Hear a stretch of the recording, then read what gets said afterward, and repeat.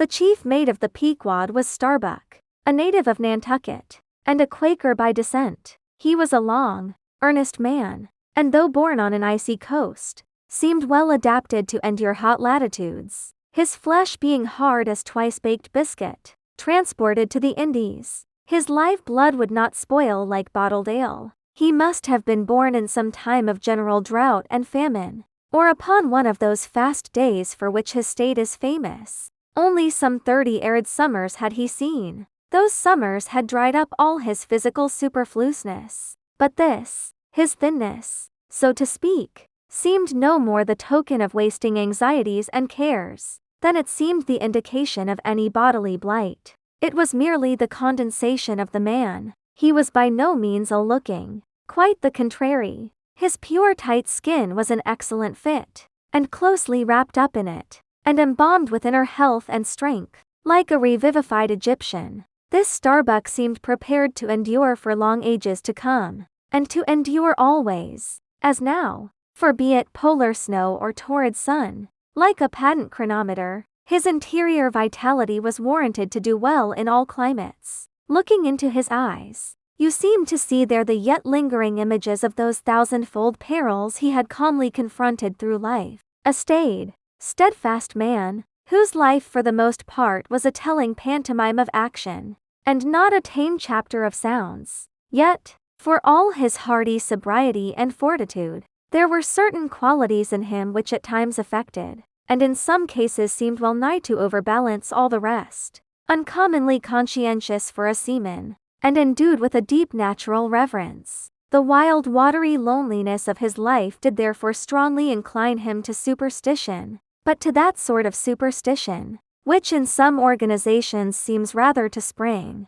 somehow, from intelligence than from ignorance. Outward portents and inward presentiments were his, and if at times these things bent the welded iron of his soul, much more did his far-away domestic memories of his young Cape wife and child tend to bend him still more from the original ruggedness of his nature, and open him still further to those latent influences which, in some honest-hearted men, restrain the gush of daredevil daring, so often evinced by others in the more perilous vicissitudes of the fishery.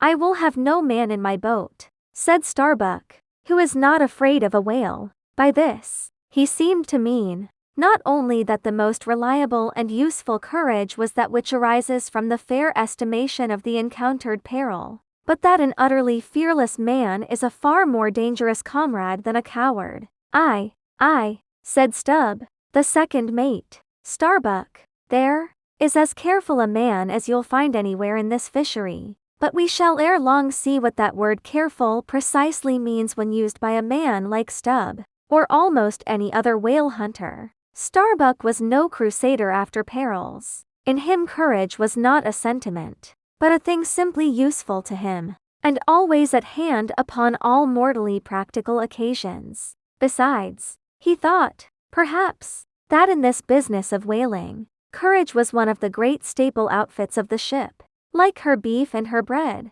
and not to be foolishly wasted. Wherefore he had no fancy for lowering for whales after sundown, nor for persisting in fighting a fish that too much persisted in fighting him. "For," thought Starbuck, "I am here in this critical ocean to kill whales for my living, and not to be killed by them for theirs." And that hundreds of men had been so killed Starbuck well knew. What doom was his own father's? Where, in the bottomless deeps, could he find the torn limbs of his brother? With memories like these in him, and, moreover, given to a certain superstitiousness, as has been said, the courage of this Starbuck which could, nevertheless, still flourish, must indeed have been extreme. But it was not in reasonable nature that a man so organized, and with such terrible experiences and remembrances as he had, it was not in nature that these things should fail in latently engendering an element in him, which, under suitable circumstances,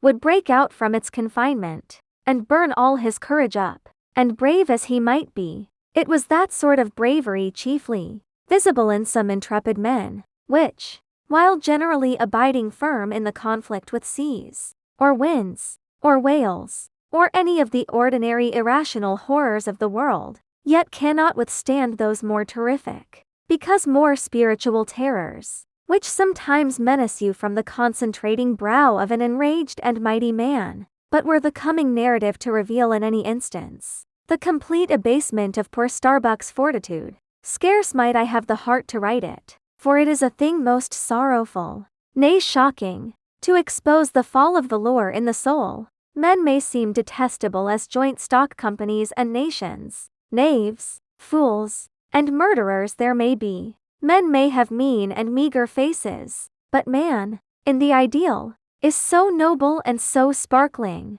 such a grand and glowing creature, that over any ignominious blemish in him all his fellows should run to throw their costliest robes. That immaculate manliness we feel within ourselves, so far within us, that it remains intact though all the outer character seem gone, bleeds with keenest anguish at the undraped spectacle of a valor-ruined man, nor can piety itself, at such a shameful sight, completely stifle her upbraidings against the permitting stars. But this august dignity I treat of, is not the dignity of kings and robes, but that abounding dignity which has no robed investiture. Thou shalt see it shining in the arm that wields a pick or drives a spike. That democratic dignity which, on all hands, radiates without end from God Himself, the great God absolute, the center and circumference of all democracy, His omnipresence, our divine equality. If, then,